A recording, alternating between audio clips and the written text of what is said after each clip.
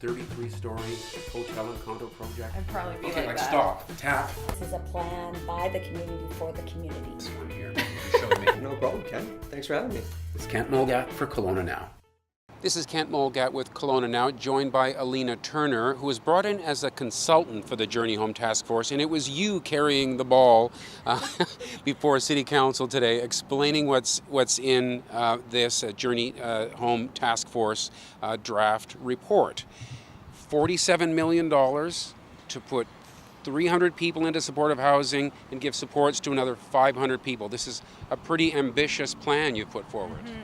Well, it's an ambitious issue that we need to tackle in the community, and this is really a culmination of 6 months of consultation with diverse stakeholders that brought us to this point to present that draft strategy to Council.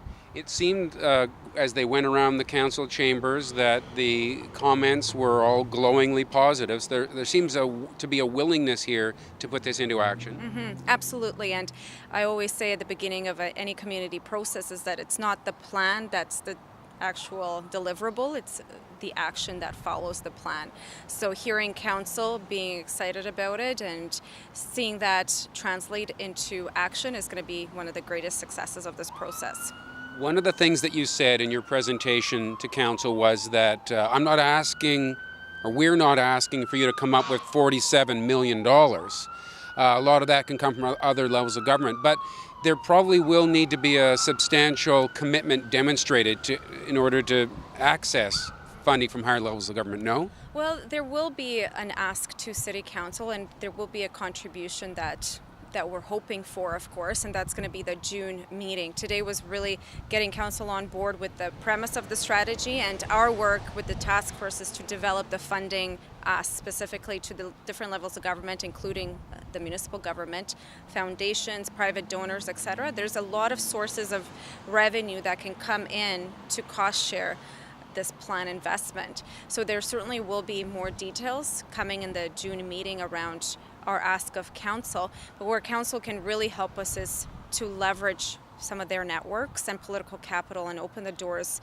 at the provincial and federal level, especially because there's investment happening in homelessness at those levels. So everyone seems to like the report, but you know, a lot of great ideas end up just gathering dust. What's the pitfall here? How could this get derailed? What do we have to avoid? Well, and we learned this from many communities that develop fabulous plans, and there is actually a 2009 plan in Kelowna as well that was actually a very solid plan, and some of the ideas are ideas that are still relevant today. Things like supportive housing and supporting people to remain homed throughout the community.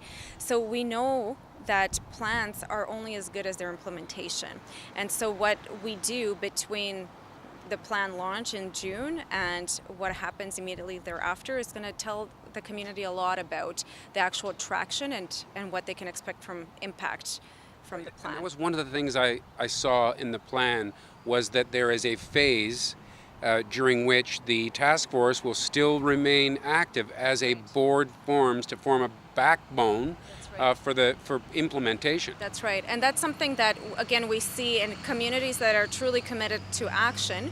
They quickly realize that there has to be a point of accountability for the plan implementation. So we've developed it, we've launched it, everybody's happy.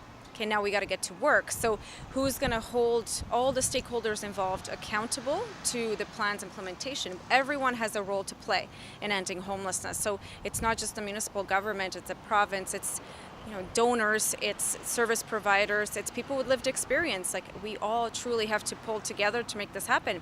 And who's going to coordinate us to ensure that we're moving in the right direction?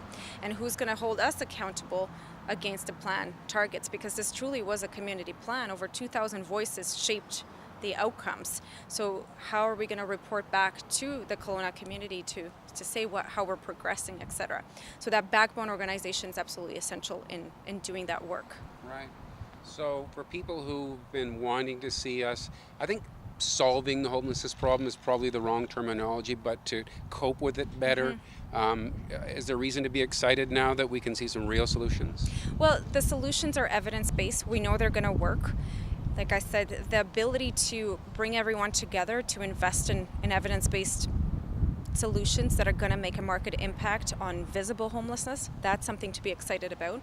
So housing people that are experiencing chronic and episodic homelessness, so people with mental health, addictions challenges, and wrapping supports around them to ensure they stay stably housed, that's going to make a difference in the community. And that's something we're proposing to eliminate over the next 5 years. So the visibility of the issue will be impacted by that focus, and we're moving upstream and doing preventative work.